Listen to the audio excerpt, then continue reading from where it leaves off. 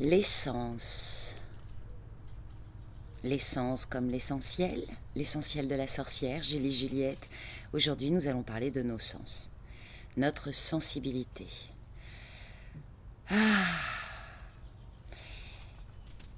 La sensibilité vient de nos sens. Et chacun de nos sens porte une possibilité de communiquer. Notre sensibilité est une interaction permanente avec l'autre, autre que nous, une collaboration qui se met en place pour éveiller en nous des choses. Sensibilité. J'ai une sensibilité accrue, particulière, sur certains points, avec certains sens. Certains sont très kinesthésiques, je me reconnais bien là, le besoin de toucher, une difficulté d'acheter par catalogue par exemple. Parce qu'on a besoin de connaître la matière, on a besoin de sentir sa douceur. En tant que kinesthésique, j'ai beaucoup de mal à m'habiller en synthétique, par exemple. Mais ça sert à quoi ? La kinesthésie, c'est souvent des gens qui ont un ressenti assez fort, des émotions assez puissantes. On le retrouve chez l'artisan, chez l'artiste, parce qu'il a besoin de toucher et qu'il transmet des émotions. Mais on peut le retrouver dans le massage, chez les kinésithérapeutes. Il y a aussi le sens de la vue, qui lui va apporter donc une vision. Mais est-ce que je vois la même chose que les autres ? Est-ce que mes yeux sont calibrés pareil ? Est-ce que mes références d'interprétation apprises par mon cerveau vont traduire les justes valeurs de couleurs et de formes ? On sait très bien aujourd'hui que la plupart des choses que l'on voit ne sont pas vraiment celles qui sont prises en photo. Notre appareil photo, il va prendre la vue, couche 1, mais avec nos yeux, nous pouvons percevoir d'autres couches. Illusion d'optique, certains appellent ça des hallucinations. Qu'est-ce que c'est ? Et puis il y a l'auditif, l'audition, celui qui entend. Et c'est pareil, notre cerveau a une habitude de traduction.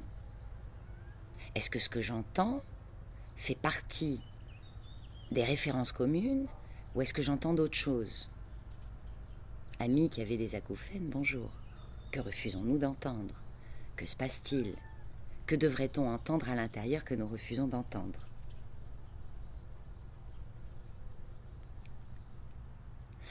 Donc chacun de nos sens porte un outil de communication avec soi et avec l'extérieur. Et cela engendre plus ou moins une certaine sensibilité. Y a-t-il des sens que j'ai fermés ? Y a-t-il des sens que j'ai ouverts ? Y en a-t-il qui sont très ouverts ? Y en a-t-il qui sont très fermés ? Qu'est-ce que je refuse ? Qu'est-ce que j'accepte ? Comment est-ce que je fonctionne au premier abord par instinct ? Le bébé est un grand kinesthésique. Il ne peut que toucher, attraper, manger, sucer. Le kinesthésique est un enfant intérieur. C'est pour ça qu'on le retrouve souvent avec l'artiste, l'artisan et divers créatifs qui utilisent et leur imaginaire et leurs mains. L'auditif a souvent une réputation un peu « tu l'as dit, attention ». Dans ce que nous entendons, comment nous laissons-nous pénétrer par ce que nous entendons ? La peur des autres me pénètre-t-elle puissamment lorsqu'elle est exprimée ? Dommage. Donc je vous propose de prendre du recul et de vous dire mais qu'est-ce qu'enclenche en moi ma sensibilité ? Et souvent beaucoup d'émotions, surtout quand c'est en désordre. Donc évidemment en émotion on a 4 grandes bases, la colère, la peur, la tristesse, la joie. Bon, il faut bien choisir, il y en a 4, il ne faut pas se planter. Les émotions qui me traversent viennent de cette sensibilité, qu'on peut appeler empathie, compassion, etc. L'échange émotionnel avec l'autre. Quand c'est la joie, tant mieux, on partage un fou rire, tout va bien. Quand on partage de la colère, de la peur ou de la tristesse, c'est un peu plus compliqué. Est-ce que c'est à nous ? Beaucoup d'émotions que nous transportons ne sont pas à nous, mais notre sensibilité accrue l'a absorbé. Mes émotions, donc, sont une des résultantes de l'exploitation de ma sensibilité en relation avec l'autre, une situation, etc. Souvent, on s'empêche de pleurer parce que c'est moche. Celle qui pleure, la chialeuse, collante, gluante, personne ne va l'aimer, tout ça, tout ça. Mais à chaque fois que je critique une des émotions qui m'a traversée, c'est que le dessus de l'iceberg, cette émotion.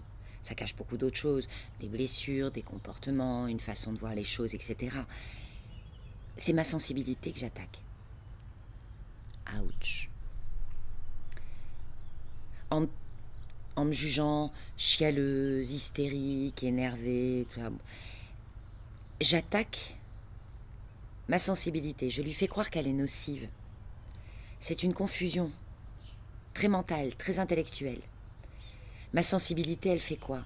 Elle fait que je rougis en public. Elle fait que j'ai des montées d'adrénaline. Alors que les autres, ils sont calmes et tout, on ne comprend pas pourquoi. Je me juge souvent comme, lorsque ma sensibilité est visible en public, je juge en moi une forme d'instabilité. Surtout chez les femmes, l'hystérie n'est jamais loin. Attention. Donc il faut apprendre, c'est facile. Donc nous apprenons à honorer notre sensibilité. Nous apprenons à la mettre dans la perspective où elle m'est utile et non déstabilisante. J'honore ma sensibilité et chacun de mes sens, car grâce à eux, je suis dans une communication subtile avec tout ce qui m'entoure et tout ce que je suis. Mes sens ont naturellement la possibilité d'atteindre toutes les couches de l'être, visible ou invisible, palpable ou impalpable. C'est mon mental qui limite. Je ne vois pas ce que tu vois, je n'entends pas ce que tu entends, je ne ressens pas ce que tu ressens, je ne comprends pas ce que tu comprends, etc. Ça, c'est les fermetures. Pour ouvrir, j'accueille qu'il y a des choses que mon mental, mon cerveau ne connaissent pas, mais ma sensibilité, mes sens, ont la capacité subtile de capter ça. J'honore mes sens. J'honore mes larmes, qui sont une collaboration improbable et incroyable entre l'extérieur, ce qui m'entoure, ce qui se passe, tout l'univers et mes sens. Et ça donne des larmes. Et elles sont belles comme des cristaux de roche. Et quand je pleure, de l'eau, de l'émotion, quelque chose de présent ou de passé, ou en résonance avec le passé, me quitte, sort, coule. Quand je suis en colère, une déstabilisation temporaire vient de provoquer en moi une énergie éclair, feu, quelque chose d'un peu violent qui monte en moi. Si je le ravale, je vais me le tasser dans un coin et je vais me faire mal. Je peux exprimer ma colère sans pour autant être une tornade déchaînée, mais la laisser sortir, parce qu'elle est issue d'une rencontre. Et dans cette rencontre, comme dans toute relation, j'en suis responsable à 50%. Chacune de mes émotions est un traitement réflexe par mon intellect. Mais ma sensibilité, elle, au départ, qu'est-ce qu'elle a capté? En reprenant ma responsabilité, en arrêtant d'accuser l'autre, c'est beaucoup plus facile, tout ça, on avance plus vite, je me permets de revenir à moi et de comprendre le cheminement qu'a eu cette sensibilité en captant un message et en le mixant à mon vécu. Ça a donné de la colère, de la peur, de la joie, de la tristesse. C'est un conditionnement. Mais derrière l'émotion, il y a une sensibilité dans laquelle on peut découvrir de nouvelles émotions, une nouvelle façon de vivre les émotions. La palette s'élargit, des nuances se mettent en place. Mes yeux sont programmés à capter certaines couleurs, mais mes sens captent des couleurs que mes yeux et mon cerveau et cette planète Terre ne m'ont pas donné les moyens de traduire, mais je les reçois. Les ultrasons, mes oreilles ne les entendent pas, mais mes sens, mes cellules, mon être, oui. Ben oui. Waouh. Et c'est comme ça qu'on dénoue petit à petit les fils pour retrouver une connexion fluide, bien au-delà de toutes nos compréhensions.